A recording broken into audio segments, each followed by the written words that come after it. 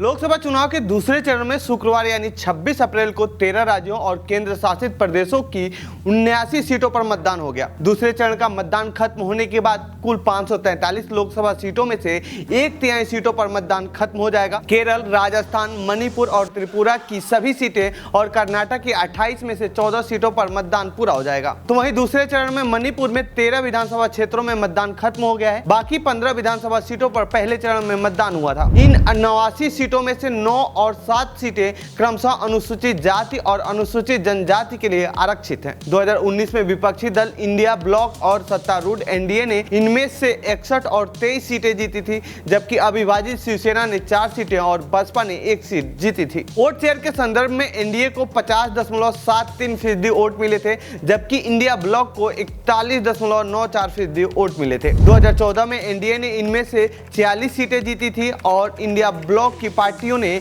35 जबकि 8 सीटें अन्य दलों के खाते में गई थी। तो आइए जानते हैं इस रिपोर्ट में दूसरे चरण के उम्मीदवारों के बारे में।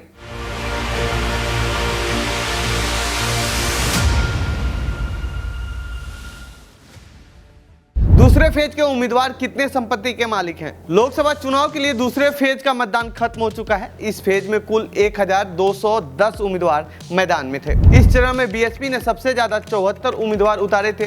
उसके बाद बीजेपी ने 69 और कांग्रेस ने 68 उम्मीदवार उतारे थे। कर्नाटक में 14 सीटों पर मतदान हुआ है, जहां पर सबसे ज्यादा 247 उम्मीदवार मैदान में थे। उसके बाद महाराष्ट्र की 8 सीटों पर मतदान हुआ, यहाँ 204 और केरल में 20 सीटों पर मतदान हुआ, यहाँ 189 उम्मीदवार मैदान में थे। इनमें से 250 उम्मीदवारों पर क्रिमिनल केस है। क्रिमिनल केस वाले उम्मीदवार 21% के करीब हैं। 1210 उम्मीदवारों में से 390 करोड़पति हैं। इन 390 उम्मीदवारों के पास कुल 33% संपत्ति है। तो वहीं इस फेज में 100 महिला उम्मीदवार हैं, जिनकी भागीदारी 8% है।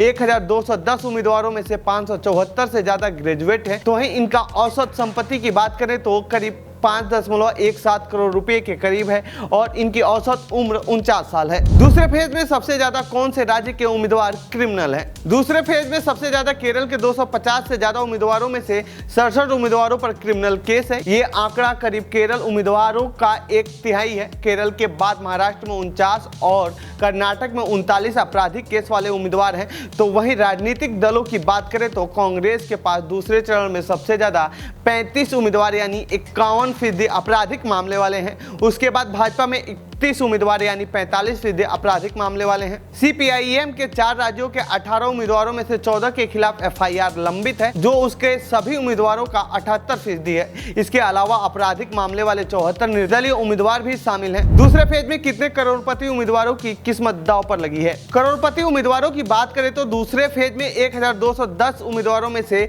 390 उम्मीदवार करोड़पति हैं। कर्नाटक में सबसे ज्यादा 80 उम्मीदवार करोड़पति हैं। उसके बाद केरल में 63, यूपी में 42 और महाराष्ट्र में 60 उम्मीदवार ऐसे हैं जो करोड़पति हैं। राजनीतिक पार्टियों के हिसाब से देखें तो भाजपा में सबसे ज्यादा 64 यानी 93% उम्मीदवार करोड़पति हैं। उसके बाद कांग्रेस के 62 यानी 91% उम्मीदवार करोड़पति हैं। दूसरे चरण में 2 सबसे अमीर उम्मीदवार कांग्रेस से हैं, तो वहीं 6 निर्दलीय प्रत्याशी ऐसे हैं जिनकी संपत्ति शून्य है। सबसे अमीर उम्मीदवारों की बात करें तो दूसरे फेज में कांग्रेस प्रत्याशी वेंकट रमण गौड़ा सबसे अमीर उम्मीदवार हैं। उनके पास करीब 623 करोड़ से ज्यादा की संपत्ति है। ये कर्नाटक के मांड्या से चुनावी मैदान में है। दूसरे नंबर पर कांग्रेस के डीके सुरेश हैं, जो कर्नाटक के बेंगलुरु ग्रामीण से चुनाव लड़ रहे हैं। इनके पास कुल संपत्ति 593 करोड़ रुपए से ज्यादा की है। तीसरे नंबर पर बीजेपी की हेमा मालिनी है, जो यूपी की मथुरा से चुनावी मैदान में है और उनके पास कुल संपत्ति 279 करोड़ रुपए की है। तो ये थी दूसरे चरण के उम्मीदवारों से जुड़ी हमारी रिपोर्ट। आपको कैसी लगी ये रिपोर्ट कमेंट बॉक्स में बताएं।